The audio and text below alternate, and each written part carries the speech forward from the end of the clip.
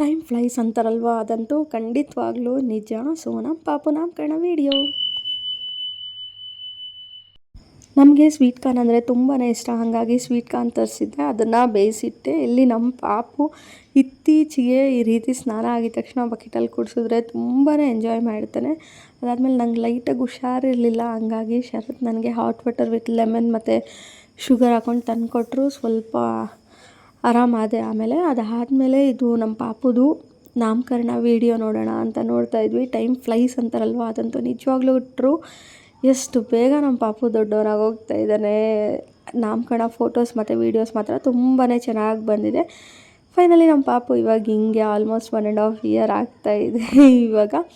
ಅದಾದಮೇಲೆ ಮನೆಯೆಲ್ಲ ಸ್ವಲ್ಪ ಕ್ಲೀನ್ ಮಾಡೋದಿತ್ತು, ಕ್ಲೀನ್ ಎಲ್ಲ ಮಾಡಿಕೊಂಡು ಇಲ್ಲಿ ನಮ್ಮ ಪಾಪುಗೆ ಹಾಲು ಕಾಯಿಸಿಟ್ಕೊಬಿಡೋಣ ಅಂತ ಹೇಳ್ಬಿಟ್ಟು ಕಾಯಿಸಿಡ್ತಾ ಇದ್ದೀನಿ.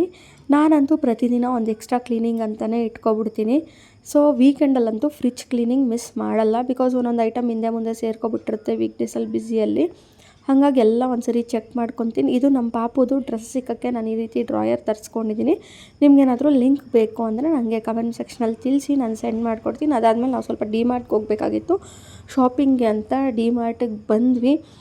ಇಲ್ಲಂತೂ ನಮ್ಮ ಮಗುಗೆ ಈ ರೀತಿ ಕೂಡಿಸ್ಬಿಟ್ರೆ ಅವ್ನಿಗೆ ತುಂಬಾ ಖುಷಿ, ಆರಾಮಾಗಿ ಆಟ ಆಡ್ಕೊಂಡಿದ್ದ.